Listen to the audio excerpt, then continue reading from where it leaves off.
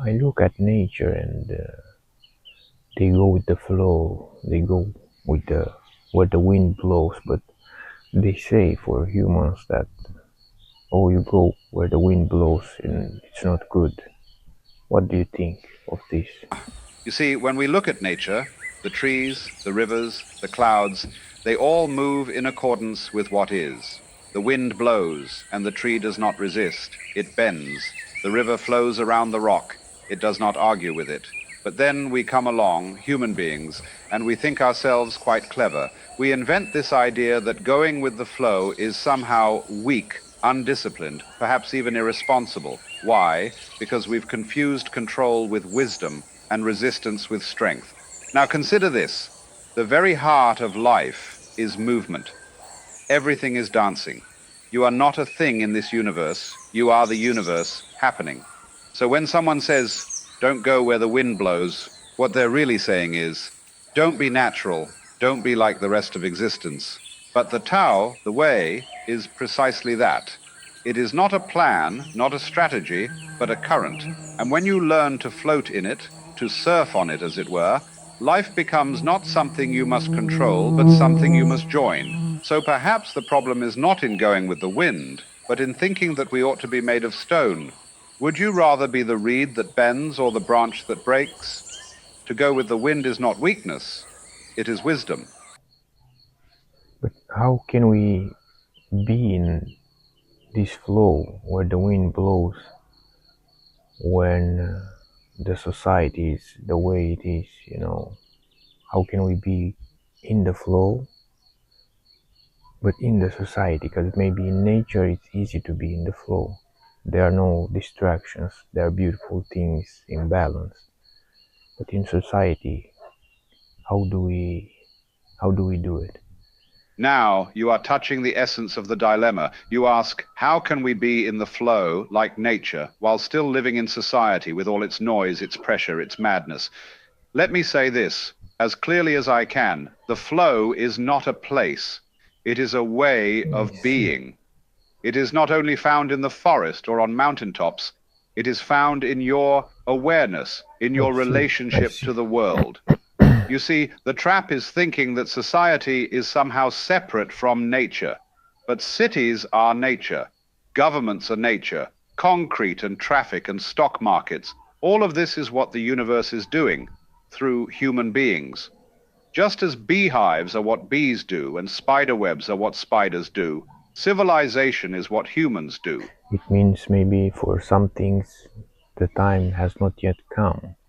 If you want to make them in such a way, but it looks like some other things around you, they're just trying to stop you. So what can I understand from that? To stop, to pivot, or to keep pushing? This is the ancient question of the wave and the rock. You see, sometimes you have a vision, something you want to build, to express, to share with the world. But when you try to act, it feels as if the world resists you. The doors are closed, the signals mixed, the current is against you. So naturally, you ask, should I stop? Should I change direction? Or should I press on? Here's what I would say to you if I were to sit with you beside the fire. The art of flowing with life is not the same as giving up, and it is not the same as brute forcing your way through. It is to watch carefully, listen deeply, not only to your desire, but to the timing of things, because sometimes the seed is ready, but the soil is not, and if you force it, you will exhaust yourself. But if you wait too long, you may wither inside. So what do? You stay awake. You stop asking, should I push or quit? And instead ask, what is the energy now? What is life doing through me? Is this resistance telling me, not this way, or not yet, or look again? Because sometimes the obstacle is not the enemy, it is the redirection, a nudge from life itself. So don't be stubborn and don't be passive. Be like water. If the front door is locked, try the side gate. If the current is against you, maybe you're meant to drift for a while, until a deeper current carries you farther than you could ever swim. Flowing is not weakness, it is the intelligence of trust. Trust in timing, trust in response, trust that what is for you will find you, but only if you stop chasing shadows. And so, pause, sense, and move without strain. That is not delay. That is mastery. So basically to keep focus on the task, or go with the flow, let your attention distracted. And I'm not talking in a meditation state or just in living our daily lives, because for that one I'm trying to get this answer, for being fulfilled, happy, successful, in the flow with my nature and with the universe and the society, to offer also my values to the society and be happy, get the beauty out of it. Now we arrive at the tension between focus and flow, between being directed and being available, between doing and being. And your question is not a shallow one. You are not asking how to be productive. You are asking, how do I live in such a way that I am fulfilled, aligned with my nature, in harmony with society, and still offer my gifts to the world? A noble question indeed. Let me put it like this. Focus is like a beam of light, precise, sharp, useful. Flow is like the sun, wide, generous, illuminating all things without effort.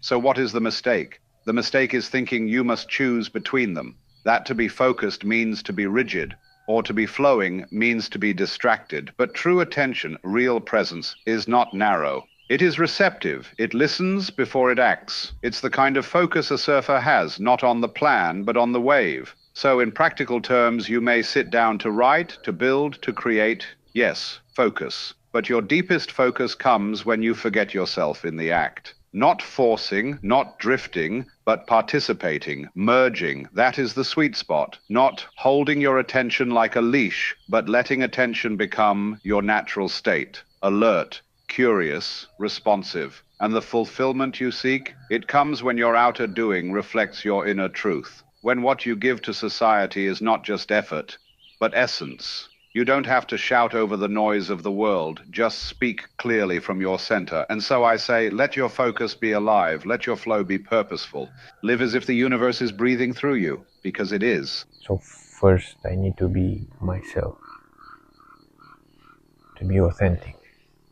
Ah, yes, the most courageous act of all, to be yourself, fully, authentically, hold it back. without holding back. But you see, the tragedy is that most of us wear masks, not out of malice, but out of fear. Fear of judgment, fear of rejection, fear that if we truly show ourselves, we won't be accepted, that we might not belong. And yet, paradoxically, the only way to truly belong is to stop trying to belong. Authenticity is not a performance, it is a return to your natural state.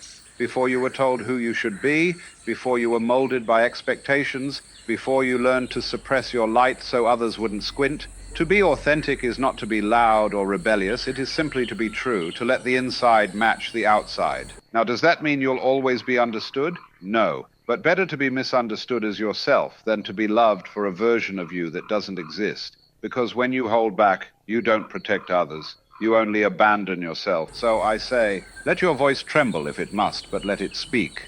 Let your art be strange, but let it be seen. Let your truth be imperfect, but let it breathe. The tree does not apologize for its shape. The river does not justify its path. And you, my dear friend, are not here to imitate, but to embody. Be yourself, fully, gently, fearlessly. That is not selfish. That is your gift to the world. For example, one thing now in my life is that I know that, and I feel that I should focus on the interview and how to be more natural, and leaving aside the technical part of editing the videos and adding the avatars and so on. But I still need to do those things. So how do I know when to do them and when to not, when to push to perfection to making them and when to not? How do I We step into the dance between creation and craft, between the natural expression and the refined presentation. And your question is very real. I feel called to be natural and present in the interview. But I also need to do the technical things, the editing, the avatars. How do I know when to focus on what? Here's the secret, my friend. There is a rhythm to real work, like breath in and out, like tides rise and fall. You don't force it, you listen. You see, there is a season for expression, when the inspiration flows, when you feel alive in the moment, natural, unscripted. That is not the time to worry about edits or how perfect the avatar is. That is your creative spring. Let it pour. Don't interrupt it. But then, Sisha, comes a quieter time, when the raw expression is done and the mind wants to polish, arrange, trim, perfect. That is not less spiritual, it is simply the other side of the wave. The mistake is trying to merge both states at once, trying to surf and engineer the board at the same time. So I say, trust the rhythm of your own energy. When you feel the pull to speak, to share, to flow, do that and do it completely. And when the fire cools, use your hands. Edit, refine, prepare the gift, not because you're chasing perfection, but because you're honoring the message. And if ever you're unsure, ask, am I in a moment of birth or of shaping? Am I expressing or preparing? Each has its time, each serves the other, but never let the Polish come before the pulse. Let the heart speak first, then let the hands serve what the heart has spoken. So basically, stay in the pain or don't stay in the pain. Now you ask the ancient question, should I stay in the pain or move away from it? And the answer, paradoxically, is both and neither. Let me explain. Pain, you see, is not your enemy. Pain is a message. It is your body, your heart, your soul saying, something here needs to be seen, felt, understood, released. So when you ask, should I stay? The real question is, am I listening to what the pain is trying to show me? If you avoid it, numb it, escape it, bury it, the pain will remain, not as a punishment, but as a faithful messenger who refuses to be ignored. But if you cling to it, define yourself by it, dwell in it endlessly, it begins to rot, and suffering replaces clarity. So what is the middle way? You meet the pain. You sit with it like an old friend. You ask it, why are you here? What are you trying to show me that I have not wanted to see? And then, when the message has been heard, when the lesson has been seen, you let it go, like a guest who has stayed long enough. So, stay with it long enough to understand.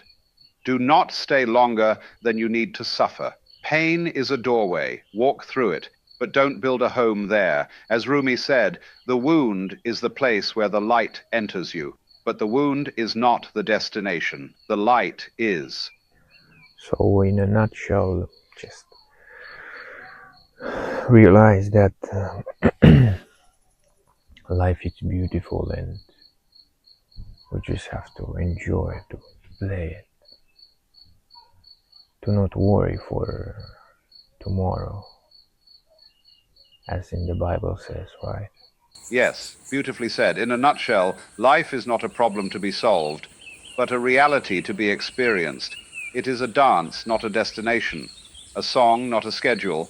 And indeed, as the Bible says, do not worry about tomorrow, for tomorrow will worry about itself. Each day has enough trouble of its own. Matthew 6:34. This is not a call to passivity, but to presence, to live fully here now, where life actually happens. So yes, life is beautiful, not because it is always easy, but because it is always alive. And your part, to show up, to play, to love, to fall, to rise, to be, not someday or nay, but now.